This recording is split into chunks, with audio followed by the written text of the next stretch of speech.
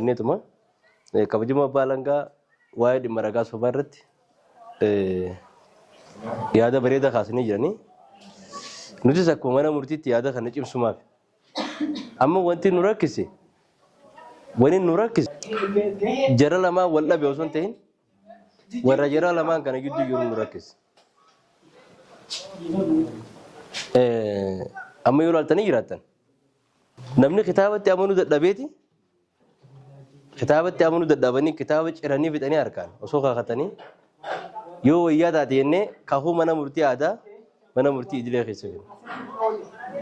Kakuu mana murtii aadaa sun maal jedhe amma nuti gidee isinitti himnu isin karaa booda ragaa buutaa osoo hin ta'in bakka itti gad deebitanii jira hawaasa keessa gad deebitanii jira namni hundinuu barsiisaanis nama guyyaa guyyaadhaan nama leenjisaa oola warri jira daldaltoonnis nama wajjin kominikeet godha akka malee carraa kana fayyadamneeti dhaamsa kana akka nu geessitan jechuudhaaf malee isintu ragaa sobaa baameti. Meeshaalee kana keessa meeshaalee mana murtii aadaa keessa yoo bukkuma duudaa fudhanne amma bukkeen duudaan san jalaanis duudaadha gubbaanis duudaadha. Hiikkaanis ilmoo jalaan duudaa ta'udduu hin qabne ilmoo afaan hin qabne ta gurra hin qabne rabbi natti haa kennu jechuudha. Quluu san qofa fudhattee jechuudha quluu san qofa. Akkana jeeti kakatee ammallee jechuudha ammumallee kitaaba beetee itti amanuu dadhabanii jiran bakka kitaaba quraana dhiisan baayibilii dhiisanii jiran. Amma buqqee sanattis kakateetuma ragaa sobaa nu hannu jira. Akka goonu wallaalle uummata kana wanni gartee isinitti himuuchi barbaanneef akkuma goonu wallaalle akka itti jalaa baan namni ibidda wal fixu jira. Gaafa kaan tokko maal jeen jaan dhageessanii ragaa dhaageeffateeti cubbutti ragaa beefi gidee achii gabbaan awoo gartee akkaan itti ragaa sii bee jeen jaan anoo akkaan itti si ajaa'ibe naa gartee jeen jaan innummaan ragaa geeffateeti. Yoo baroona taate anis akkasuma narra bahaadha ni beeka namnummaan ragaadha nama geeffatu kun si ajaa'iba deebee si ajaa'iba tokko isaan osuma ragaa kan nu jiruuti ugaa inni kakatu walii fira jirri fira ugaa manni murtii kakachiisu kakuu tana laaleen namtichi ni rifate namnummaan ragaa fide kun ni rifateeti aboo firraa wanta nama sakkari ni dhiisi jechuun ni barbaadeeti sodaate mana murtii duraan geessee mire kuwwee irraa deebuu deema dhaqeetuma gattaa'ee waan duraan ragaan baay'ee eegalasan ittuma fufe boodarra abbaas harka baaseeti abbaaseeraa jeen nama kana anaaf fide namtichi kun gartee kakuu kana kakatee akka mana ragaa buu jira dhiisiniin kafalaaf waan kanaan yoo natti haafu awuu gurbaaf irraa dhiisii ka'e jeen kan makakatee gartee jecha ragaa sobaa kan nu jiru kana hangas maratti namni sobatti ragaa beeti waan hin taane haqa namaa nama biraatiin murteessu jira jechuudha. Kanaaf akkuma kabajama baalangaa jedhan nuti akka mana murtiittis araarama hin qabnu amma karaa itti adda baafachuu jirru mala dhaabachaa jirra mala dhuunfaa keenya kan itti adda baafannuu qabna amma nama ragaa sobaa kana abbaan seeraatis ogummaa isaa fayyadamee nama fuula dura isaa taa'ee ragaa kannu akka itti adda baafatu qaba. Waan kana irra dhaqqabnaan manni murtiis abbaa langaas araarama akka hin qabneef hawaasatti nu dhaamtanii jechuudha. Inni biraa asumaan dhaamsa kamiin dabarfachuu barbaadu. Zoonii Makkalaa fi warreen zoonii Makkalaa jala jirtan gara fuulduraatti dhaddacha halaalaa yookiin virtual koortii asitti hundeessuu deemna.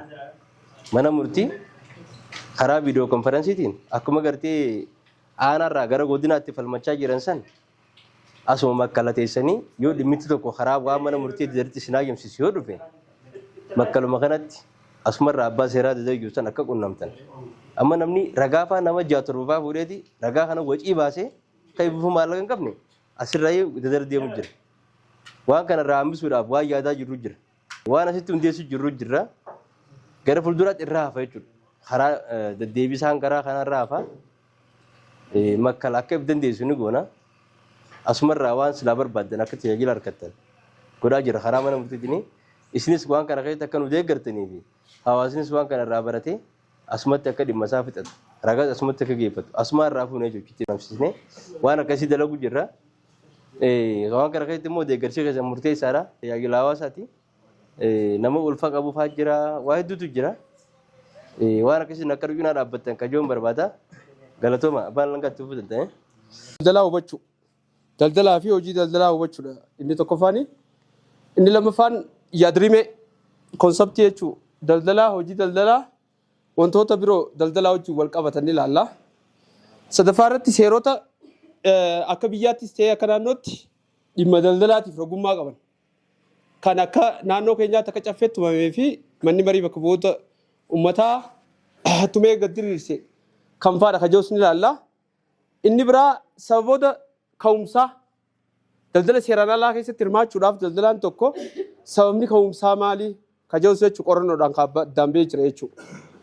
Karaa dhumaa irratti miidhaa daldala seeraan alaa irratti hubannoo uumuu. Seeraan alaa sanoo adabbii akkamii qabaa kaja'u gama dhumaa irra ni ilaallaa jechuudha. Kallattiidhaan karaa dhimma keenyaatti yoggaa seennee seensarratti diinagdee biyyaa keessatti daldalli murteessaadha. Hojiin daldalaatii fi daldalaanis galii biyyaatiif murteessaa akka ta'e seerri beekamtii kenneef jira jechuudha. Wanti beekamtii kennameef kun lugaamee yoo qabaachuu baate, sirnaayyoo eeggamuu baate, wanni guddina biyyaatiif faayidaa qaba jedhamu san miidhaa qabu fiduu danda'a waan ta'eef maal godhee seera isa kana sirnaan bitu tumee jira jechuudha akka biyyaatti. Gaheen hojii daldalaa guddina diinagdee keessatti qabu maali? Cimaadha.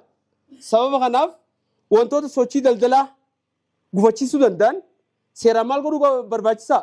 Bituun seeraan gabarni godhuun barbaachisaa ta'ee waan argameef seera itti baasee jechuudha mootummaan. Kanaafuu daldala seeraan alaa jechuun maal jechuudha? Konseptii jaamutti kallattiidhaan gisee dabarree hojii daldalaa labsii 1243 muraa 2013 jala ba'e keewwata 5 jalatti hojiilee daldalaa jee 38 tarreessee jira jechuudha. Kana qofa osoo hin ta'in hojii biroo fuuldurallee bahuu danda'an bu'aa argachuudhaaf hojiin hojjetamu hundinuu hojii daldalaa akka ta'e seerri tumee jira jechuudha.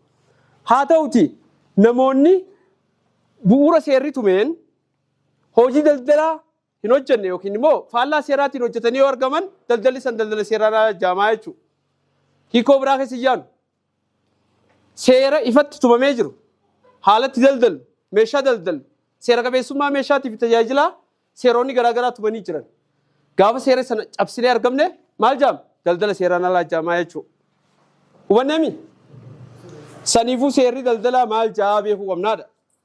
Konseptii seera daldalaatiin ala baanaan daldala seeraan alaa keessa buute adabbii si eeggate jechuudha. Kana waan ta'eef daldalli seeraan alaa akkuma daldalli faayidaa qabu daldala seeraan alaa eeguu baannaan faayidaan san garagaltoo ta'a jechuudha. Miidhaa deebi'a waan ta'eef dirqama seeraan bituun barbaachisaa ta'ee argamee jechuudha. Kana waan ta'eef seera daldalaa ifatti tumamee jiru cabsuun daldala seeraan alaa nu geessa. Hubanne dhaga'u jirra. Itti aansinee daldalli seeraan alaa miidhaa dinagdee irra ni fidaa. Maaliif daldala seeraan alaa keessatti warreen hirmaatan baay'inaan gibira mootummaan kafalan waan ta'eef fayyaarra miidhaa qabu fidaa. Fayyaarra keessaafuu warri qorichoota kontirbaandii mootummaan hin beekne otoritiidhaan hin galmaa'in karuma Somaalee kanaaf fidanii asii gurguranii jiran jechuudha. Sadaffaa nageenya wajjin wal qabatee roolii guddaa qabaa jechuudha. Kana waan ta'eef inni dhumaa seerota daldala seeraan alaa to'atan qaamota garaagaraa hariiroo isaanii cimsuudhaan hojiirra oolmaan seerota daldalaa jechuudha akka mirkanaa'u taasisuudha jechuudha. Kana yoo kanaan kan jennu taate haguuggii seeraa jalatti akkuma hojii kaanitti hojiin bu'uurri seerota hunda heerami. Heera mootummaa keewwata 41 jalatti kan naannootti 41 jalatti namni hojii ifii barbaadee irratti hirmaatee jireenya guyyaa isaa maal godhuu qaba? If jiraachisuu danda'a jira. Hojjechuun maali? Mirga jechuudha.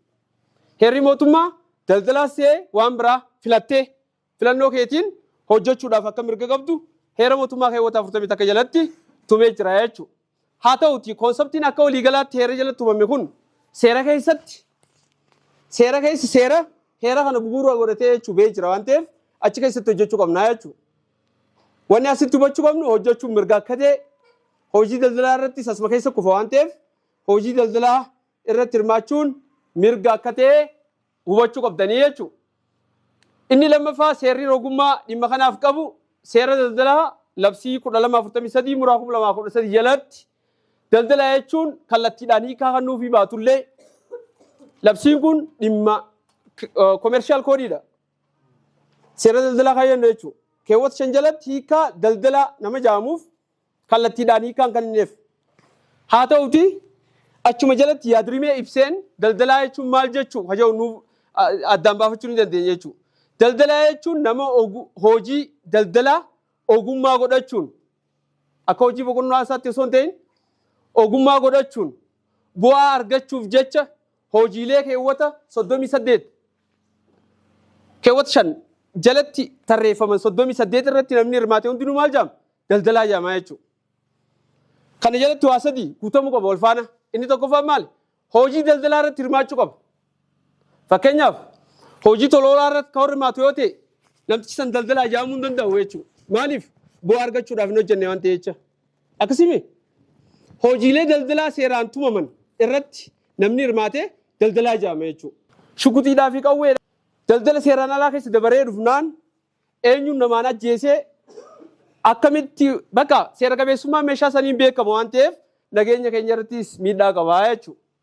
Akkasumatti hojiin daldalaa akkuma beekamu duudhaa ummataatii fi safuu eeguu qabaa jira seerri jechuudha. Biyya keessaas ka seenu meeshaaleen duudhaa hawaasa keenyaan Itoophiyaa keessa akka seenu ni dhorkama jechuudha. Seeraa dhorka. Haa ta'uti daldala seeraan alaa keessatti hirmaatanii yoo argaman taate maaltu ta'a? Hin beeknu jechuudha. Akkamitti akka seenu duudhaan hawaasa keenyaattis ni miidhama waan ta'eef gama kanaan hammeenya daldala seeraan alaa hubachuun barbaachisaadha jechuudha. Kanaafuu daldala seeraan alaa xiqqeessuudhaaf gochoonni raawwachuu qabnu tokkoffaa irratti maali? Hubannoo uumuu qabna. Maal jaaseessa irratti daldala seeraan alaa xiqqeessuudhaaf miidhaa gochichi diinagdee irratti ga'u kan hawaasummaa kan siyaasaa irra fidu irratti maal godhu hubachiisuudha. Tokkoffaa barsiisuu qabda jechuudha. Yoo hawaasni barate eeruun hubanna waan ta'eef. Inni lammaffaa sirna galii cimsuudha. Sirna galii gibira keenyaa maal godhuu qabna? Cimsuu qabna. Gaafa sirni galii fi gibira keenyaa cime daldalli seeraan alaa ni xiqqaata jechuudha. Waan qorannoodhaan irra gaame. Sadaffaa irratti kana irratti hirmaate hojii daldala jenne kan olitti ibsame kana irratti hirmaate gatii madaalawaa jala irratti waan ta'eef tumaa daldalaa jechuun nama hojii daldalaa seera daldalaa keessatti tarreeffame akka ogummaa tokkotti fudhachuun galii madaalawaa ni agartanii miti akka ta'e galii madaalawaa argachuuf jecha nama hojjetuu jee kee jira jechuudha. Galii madaalawaa akkuma ifin feenetti gatii dabaluu hin dandeenyu jechuudha. Reasonable waan ta'e argachuu qaba. Saamuu fayyadamaa daldalaan saamtuudha. Saamtuu miti galii madaalawaa ta'een gurguree galii madaalawaa argachuu qaba jechuudha. Madaalawaa ta'uu baannaan immoo daldala seeraan alaa keessa bu'ee jechuudha. Hara biraatiin wanni hubachuu qabna jechuudha. Kana waan ta'eef galii madaalawaa argachuudhaaf gatii madaalawaan gurguruu qaba jechuudha. Wal dhaga'u jira. Kanaafuu namni daldalaa jaamu nama bu'aa argachuuf yookaan tirfii argachuudhaaf hojii adda addaa irratti hirmaate hundinuu daldalaa jaama. Eega kun daldalaa jaame daldalaa tokko seera qabeessummaa isaa wanni mirkaneessu maalii ka jedhu dhufne jechuudha amma kallattiidhaan. Eegoo inni kun daldalaa jaame daldalaan tokko bu'uura labsii galmee fi kennaa hayyamaa 980tiin keewwata 22 jalatti wanni inni jedhu maali? Namni hojii daldalaa irratti hirmaatu hundinuu hayyama ogummaa qabu qabaachuu qabaa. Hayyama jechuun maal jechuudha? Hayyamni hundinuu qajeelfama labsii tana raawwachiisuuf ba'e jalatti koodii qaba. Lakkoofsa qabu? Hayyamni keessa lakkoofsa qabu? Daangaa aangoodhaa fi hojii itti hojjettaniiti jechuusan qabadhaa. Daangaa san keessaa baatanii yoo hojjettan ammallee daldala seeraan alaa keessa seentan. Hayyama jalatti koodii jira. Koodiin san dura irratti maal jaa? Hojii shaqaxaatii fi akkasii miti tarreessa koodii mataa isaa qaba. Warri fayyaa koodii mataa isaa qaba achirratti. Ta fayyaatiin shaqaxa dalaguu hin dandeessu. Katajaajila mana rifeensaatiin kaan dalaguu hin dandeessu. Koodii qaba waan ta'echa. Kana waan ta'eef bu'uura 980tiin namni hojii daldalaa irratti hirmaatu bu'uura keewwata 22tiin maal ta'uu qaba? Hojii hojjetuuf hayyama qabaachuu qabaa jira. Hayyamni sanis daangaa isaa keessatti hojjechuu qabaadha. Daangaa isaa keessaa baanaan maal ta'e? Yakka ta'e waan ta'echa hayyama rogummaa qabu daangaa aangoo isaa keessatti tumamee irratti muraasaaf fayyadama daldala seeraan alaa irraa. Biitii galii irraan argattu hawaasni akka hawaasaatti waan irraa argatu hin qabu inni tokkichaan ni duroomaa kaanoo maal ni miidhama waan ta'eef diinagdee irratti miidhaa qabaa jechuudha. Inni lammaffaa irra baay'ee yakka daldala seeraan alaa kanarra gibiraaf taaksiiwwan ijaamuun jiru jechuudha. Yoo hojjetamu akka hojjetamu hayyamameef garuu wantoota miidhaa eegumsa naannoo irra gaggeessan san haala xiqqeessuun wantoota preventive jaaman hojjeteeti waan kana irratti hirmaata malee akkuma fedhetti daldala seeraan alaa irratti akka hin hirmaanne taasisa waan ta'eef achi keessa dabruu qaba jechuudha. Yoo garuu seeraan ala ka ta'u yoo ta'e eegumsa naannootiif isaa jaan qabu jechuudha. Qilleensa jijjiiruu danda'a wanni inni as keessatti dalagu san yookaan immoo lafa albuuda qabdu san lafa keessaa dhabamsiisuu danda'a jechuudha. Kana waan ta'eef miidhaa inni sadaffaa inni qabu eegumsa naannoo irratti daldalli seeraan alaa miidhaa guddaa qabaa jechuudha. Inni afuraffaa akkuma reefuun tana jenne nageenya irratti meeshaan waraanaa sirnaan yoo to'achuu baanne miidhaan inni nurra geessisuu danda'u guddaadha waan ta'eef nageenya irrattis akkuma eegumsa naannoo akkuma fayyaa akkuma diinagdeetti miidhaa hammaataa qabaa jechuudha. Akkanatti hubachuu qabna. Wanni ammaa tana jenne guutuutti bifa gabaabaadhaan itti gaafatamummaa gosa lamaa jira seera daldalaa jalatti. Itti gaafatamummaa bulchiinsaa ta'uu danda'a, itti gaafatamummaa adabbii yakkaa ta'uu danda'a jechuudha. Kan bulchiinsaa saamsuu ta'uu danda'a, hayyama sirraa haquu ta'uu danda'a, qabeenya dhaaluu ta'uu danda'a. Bijiraa miti kanneen akkasiisani. Haa ta'uti aangoo bulchiinsaatti miidhaan daldala seeraan alaa san ittifamuu baannaan biyyaafis balaa waan ta'eef tarkaanfii seeraa fudhatee jechuudha abbaan alangaa. Itti gaafatamaan abbaa alangaatti isaas jiranii pirezidaantii mana murtiittis as jiran jechuudha. Bakka isaan jiranitti isinitti hima. Yeroo ammaa tanaatti mindaa mootummaa dabalee sababa jaamuun meeshaa gatii akkanuma dabaluu jira jechuudha. Qaamni bulchiinsaa silaa mootummaan aangootti kanne aangoo tokkoffaa kanaan fayyadamee gabaa tasgabbeessuu waan dadhabeef guyyaa duraa hubannoo isinii kan hin arra. Guyyaa lammaffaa akka nurra ilaalle adabbii yakkaatiin waliin dhufnaa jechuudha. Kana waan ta'eef seerota daldalaa keessatti labsiin tumaa yakkaa qaban hedduu jira. Ta meeshaa oomishaalee qonnaa bituudhaaf baatee jira. Tan jechuun waa'ee kallootii fi gogaa bituudhaaf baatee jira. Waa'ee bunaa baatee jira. Kan fayyaa baatee jira jechuudha. Arramoo kalaalu lawuma laalla firuma lama. Sitti neereessu. Isa ijoo yeroo daataa wali qabnu daldalaa magaalaa Makkalaa lameen kana keessaan bahu jennee waan yaanneef lameen kana keessatti isin tursiifne jechuudha. Sadaffaa irratti kan fayyaa waxqishoo firii sadii bichaa keenya ni jira jechuudha. Kana waan ta'eef seerota daldalaa kana keessatti kam keessatti hammataman kan jennu yoo ta'e inni tokkoffaan labsii galmeetii fi kennaa hayyamaa 980/2008 akkasumattis labsii san fooyyessuudhaaf kabee 1150 irratti waa'ee hayyamaa tumee jira jechuudha. Akkasumattis eegumsa shammattoota jechuun fayyadamtoota warra daldalaan ta'in daldalaan ala jiran fayyadamtoonni hunduu shammattoota jedhaman waan ta'eef isaan saniifis eegumsa akkamtu godhame. Isaan qofaaf osoo hin ta'in dorgommii daldaltoota jidduu gaggeeffamu. Daldalaa jidduu gaggeeffamu haala kamiin binnaa kan jiru 313 jalatti tumamee jira jechuudha. Adabbiin as jalatti tumame maal fa'aadha kan jiru takka takkatti kan laallu ta'a jechuudha.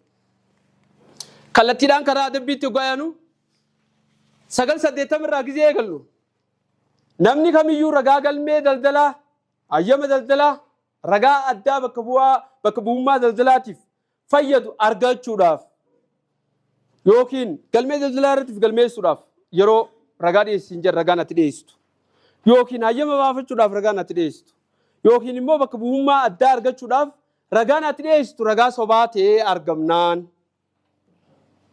ragaa sobaa kan qopheesse kan tajaajilame yoo ta'e meeshaan ni gurgura yookiin immoo ni nagata jedhee deemu san dhaalamuun akkuma jirtu ta'ee hidhaa cimaa waggaa 7 hanga waggaa 15tti akka namaa tumee jira jechuudha.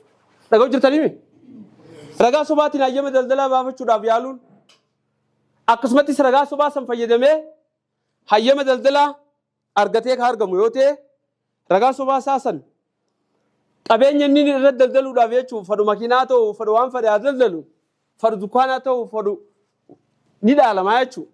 Mootummaa fudhate jechuudha. Fudhachuu bichaa miti waggaa 7 hanga waggaa 15 akka namaa dabsiisu ni kaaya.